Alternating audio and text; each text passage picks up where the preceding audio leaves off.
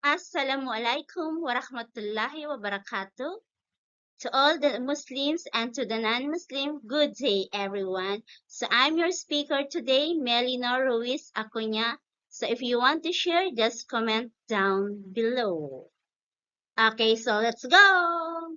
So the topic that I want to share with you is all about government auditing and compliance. So what is meant by this one? Okay, so if we talk about government auditing and compliance, it refers to the systematic assessments of an organization's financial management, operations, and practices to ensure alignment with laws, regulations, policies, and standards set by state authorities. But before we go further, what are the keynotes of our topic? So one is the role of COA or the Commission on Audit. Next, audit processes. The third one, legal frameworks.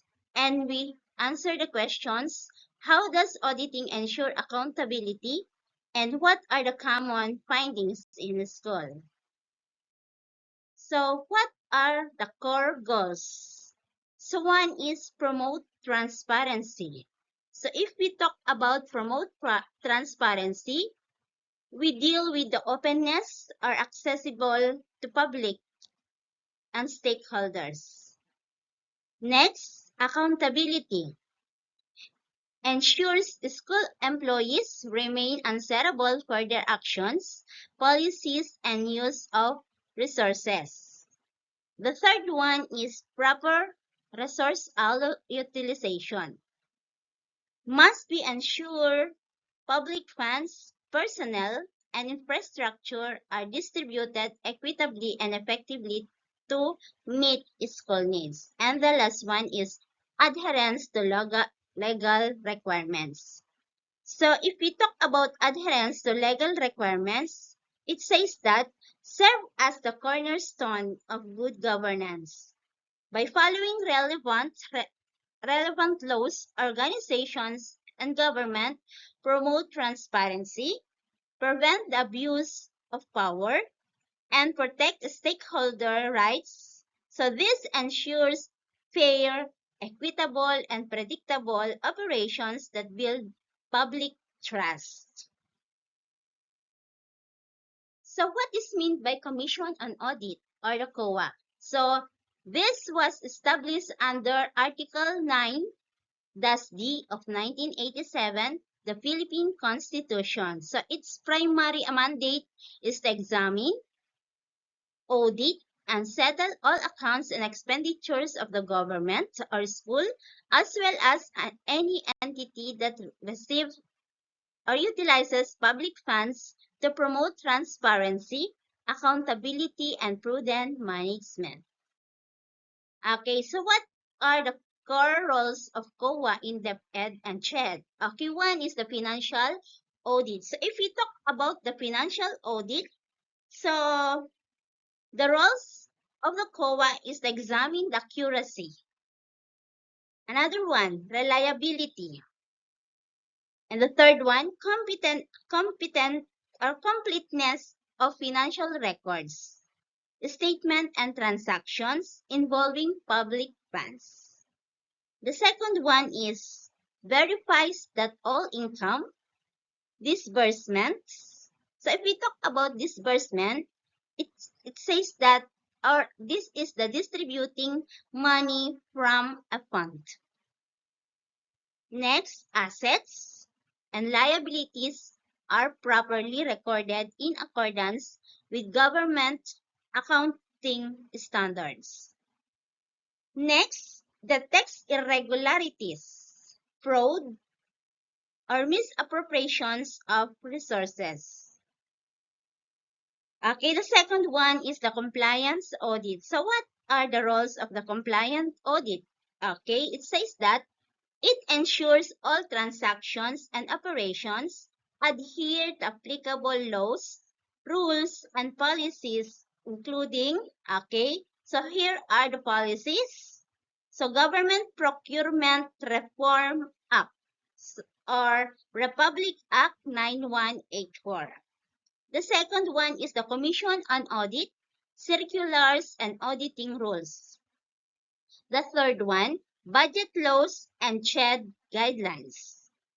Next, labor and civil service regulations for projects using public funds. So it confirms public funds are used only for their stated purpose and not diverted for unauthorized use. Okay, next, the third one, performance audit. So what is meant by performance audit, or what are the key roles? Okay, it assesses whether public funds are utilized efficiently. Another one, effectively and economically to achieve desired outcomes. Second one is evaluate if programs and projects. Example for this are the facility upgrades. Take note, guys. Facility upgrades. Recent research grants, scholarship programs, meet their objectives, and deliver value of money. The fourth one is the issuance of audit decisions and recommendations. Okay, so what are the roles? Okay, documents finding, gaps, and observations to improve operations. The second one issues notice of disallowance, or the ND, for funds spent irregularly, requiring the institution or responsible party to refund the amount. And the third one is recommends administrative, civil, or criminal action for serious violations. The fifth one is the policy guidelines and capacity building.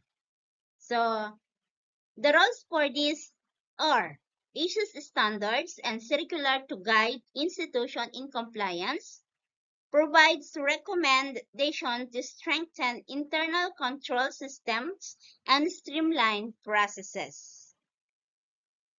Okay, next. So what is meant by audit process? So it states that is a systematic standardized sequence of activities to verify that an institution's operation finances and practices adhere to laws, regulations, and quality standards.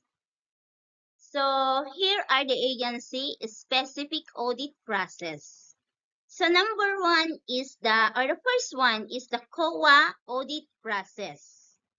Okay, so what is COA audit process? So COA follows constitutional standards with two main types. Okay, so the pre-audit, or this is done to review before payment or the disbursement. And for the post-audit, review after transactions are completed. So here are the key steps of COA audit process. Okay, so number one is audit notice. So what is meant by audit notice? So COA notifies the institution of the schedule and scope of audit. Okay, the second one, document submission. So how does it done? Okay, so schools submit financial statements, vouchers, receipts, contracts, liquidations, reports, and other supporting records. Next step, or next step is the examination. Okay, so how does it done? Okay, so for the financial audit, verifies accuracy of accounts and proper recording of funds. Next, for the compliance audit, check adherence to law. Okay, example for this is the Procurement Law, Republic Act 9184, COA circulars, and fund utilization rules. Next is the performance audit. Assesses if funds achieve intended goals. and provided value of money. Next, or the fourth one, is audit observation. Okay, so if we talk about audit observation memorandum, or the AOM, issued to inform the institution of identified deficiencies, the school is given 15 to 30 days to respond or explain. Next, final audit outputs. Okay, so how does it done? Okay, so there are three. For the notice of allowance, transactions found valid and complaint. Take note, guys. Next, notice of disallowance, or the ND. Fund is spent irregularly. Institutions are responsible. Person is required to refund the amount. Next, notice of charge, or the NC. So issued for liabilities due to negligence. So take note, guys, the word negligence, or loss of resources. Okay, next, COA audit process is the compliance.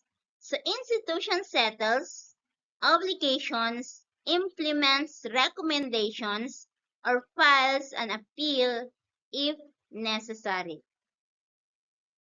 Next, so for the CHED compliance audit, or the monitoring process, or the key steps are as follows. So one is the document submission.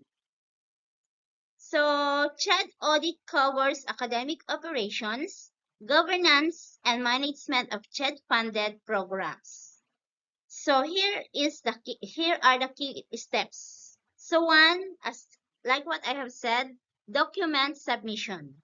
Okay, public higher education institution or phase submit reports such as annual higher education report, or the SAR,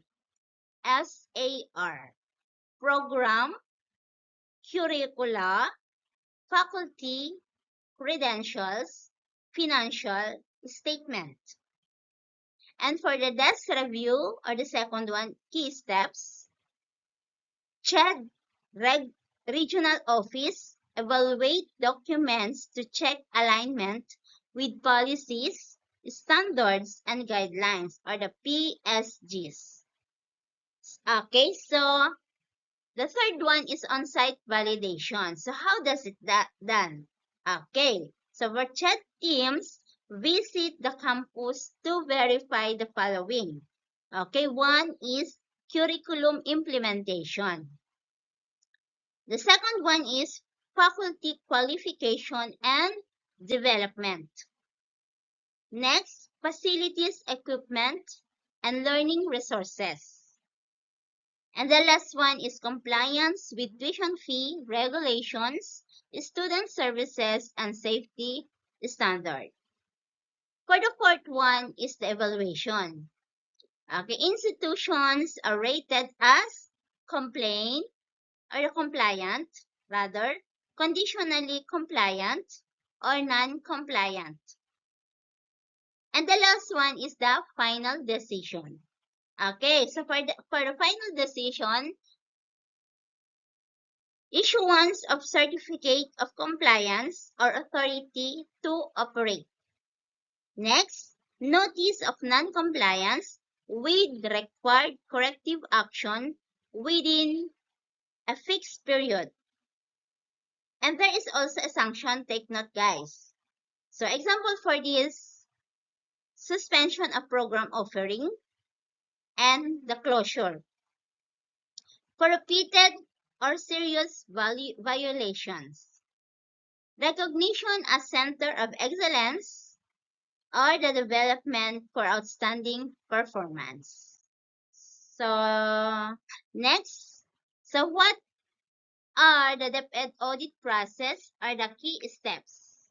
Okay, so the first one is regular monitoring. Okay, so for regular monitoring, inspections of curriculum implementation, teachers' qualification, and learning environment. So this is good na for the monitoring of the students in the school. Next is for the financial review. Okay, so audit of use of government subsidies and compliance with fee collection and accounting rules. The third one is the issuance of permits. Okay, so permit to operate or recognition is renewed annually based on compliance results. And the last one or the fourth one is corrective action. Okay, mandatory improvements for deficiencies leading to sanction or closure of not addressed. Okay, so for the legal frameworks, so we talk about the constitutional provision. So here are the constitutional provisions. One is the Article 9, the C of the 1987 Constitution. So it says that creates the COA as an independent constitutional body, granting it the power to examine, audit, and settle all accounts of government funds and properties, including those received by private entities. The second one constitutional provision is the Article 14. Okay, so guarantees the right to quality education of all levels and mandates the state to supervise and regulate education institutions. The next legal frameworks is the agency-specific laws. Okay, one is the Presidential Decree number 1445 or the Government Audit Code of the Philippines. Next is Republic Act number 11954 or the Modernization of the Commission on Audit Act. Next, Republic Act number 9155 or the Governance of Basic Education Act. Next, revised manual if regulations for private schools or the DepEd Order number 88 series 2010.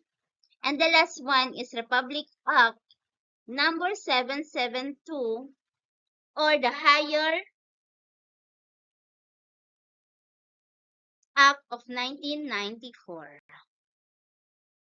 The third one, regular frameworks, is the financial and audit related laws. Okay, so what are the laws? Republic Act number 9184 are the Government Procurement Reform Act. Next is the Republic Act number 10931 or the Universal Access to Quality Tertiary Education Act. Next, Philippines Public Sector Accounting Standards, PPSAS, and General Appropriations Act. Okay, the letter D is Education Quality and Standard Laws. Okay, so one is the Batas Pambansa Bilang 232 Education Act of 1982. So this framework law for the entire education system. It sets general policies on school operations, student rights, faculty welfare, and free regulation. Next, the Republic Act number 11713 or the Strengthening Teacher Education Act.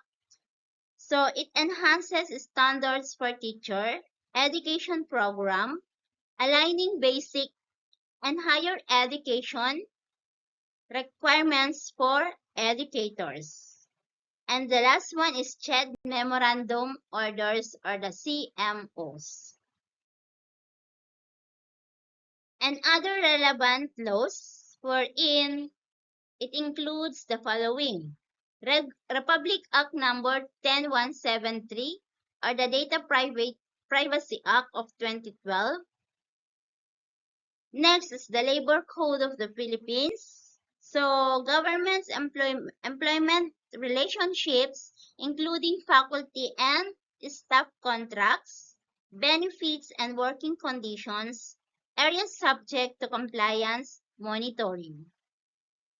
The last one is the Republic Act number 9512, or the Environmental Awareness and Education Act. So how does auditing ensure accountability? So this is the first question that we need to answer. Okay. So it says that, no,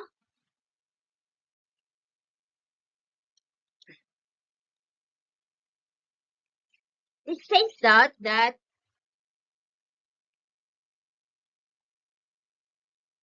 auditing ensures accountability by providing an independent, systematic examination of financial records, operations, and internal control.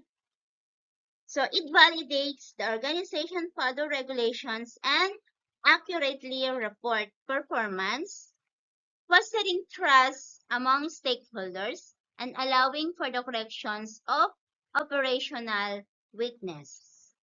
So here are the key ways auditing ensures accountability, which may include one is the financial integrity. So audits verifies the accuracy and fairness of financial statement, reducing the risk of fraud or errors. Okay, next is the compliance verification. Okay, so auditors check that operations align with laws, policies, and contractual obligations. Next is the performance evaluation. Operational and performance audit assesses how efficiently organizations achieve their objectives and use resources. Next is the risk management. So what is risk management? Okay, so audits identify weak internal controls, offering recommendations to mitigate future risks and improve efficiency. Next, or the last one is the transparency and reporting. Okay, audit findings, especially in government. So for example, for this is the Commission on Audit reports in the Philippines are often made public, allowing for public oversight. Okay, so by upholding independence and integrity, auditors provide unbiased assessments that hold individuals and organizations answerable for their decisions and actions. Okay, so here are the key audit findings often center on the following areas. So letter A is the financial management and liquidation. So unliquidated cash advances. The next one is unremitted contributions. The third one is unauthorized bank accounts. For the second one is procurement and project implementation. Okay, so one is delayed infrastructure. Okay, so for the delayed infrastructure projects, severe delays in the repair and construction of classroom, right? With significant portion of budgets for school buildings left unutilized. Yung hindi pa tapos, di ba? Okay, next, failure in ICT procurement. Okay, for failure in ICT procurement, inefficiencies in purchasing computers, laptops, and smart TVs, leading to low utilizations of IT budget. Next is overpriced or substandard items. Okay. For overpriced or substandard items, findings of laptops, for example, and digital tools that were either overpriced or did not meet the required technical specification. So that is one of the example. Okay, next one is the utilizations of educational resources. So let's find out. Undistributed textbooks and modules. Okay, so millions of pesos worth of instructional materials and textbooks remain idle in warehouses rather than being distributed to students. Is that true? My dear viewers, my dear friends, is that true? Next, the School-Based Feeding Program or the SBFP issues. Okay.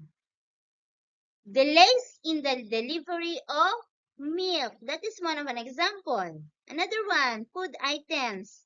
With some items delivered past their expiration date or unfit for transaction. No. Okay, next, ghost beneficiaries. Okay, for the ghost beneficiaries, example for this is in the senior high school voucher program or the SHSVP and education service contracting or the ESC. So COA has uncovered ghost students, fictitious or ineligible students listed to claim government subsidies. Next, lack of supporting documents. So disbursements frequently lack required documents leading to notices of suspensions or the NS or notice of disallowances or the ND. Okay, so that's all, my dear friends. So hopefully I share with you or I give some tips or ideas about the government auditing and compliance. So before I end up, I want to share with you a quotes or a sayings shared by Narendra Modi. So it says that good governance is not firefighting or crisis management. Instead of opting for ad hoc solutions, the need of the hour is to tackle the root cause of the problems. Thank you so much. Good day, everyone.